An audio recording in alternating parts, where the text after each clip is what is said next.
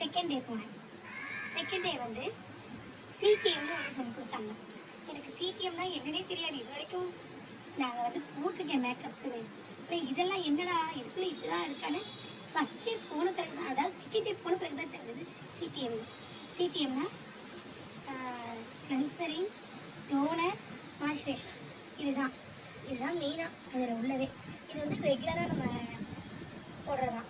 நமக்கு யாருனாலும் எந்த ஸ்கின்னுக்குனாலும் இதை ரெகுலராக எடுத்துக்கிட்டோம் நம்மளோட முகத்தை க்ளீன் பண்ணி கொடுக்குமா, நம்ம முகம் வந்து நல்லா ப்ரைட்டாக இருக்கும். அதை ரெகுலராக எடுக்கலாமா. அதாவது நார்மலாக நம்ம ஒரு நாளைக்கு எத்தனை தடவை வெளியே போயிட்டு வரமோ அதை கணக்கு பண்ணி, நார்மலாக நீங்கள் வீட்டில் இருக்கீங்கன்னா ஒரு நாளைக்கு ஒன்ஸ் போட்டுக்கலாம். இதே நீங்கள் ப்ரைட்டாக 2 வாட்டி 3 வாட்டி வெளியில் போயிட்டு வர ஆளாக இருந்தால் ஒரு நாளைக்கு 2 தடவை கூட எடுத்துக்கலாமா. சிடிஎம் பற்றி சொன்னாங்க, நல்லா சூப்பராக மேம் சொல்லி கொடுத்தாங்க. சிடிஎம் பற்றி முதல்ல தேடி எடுத்தாங்க.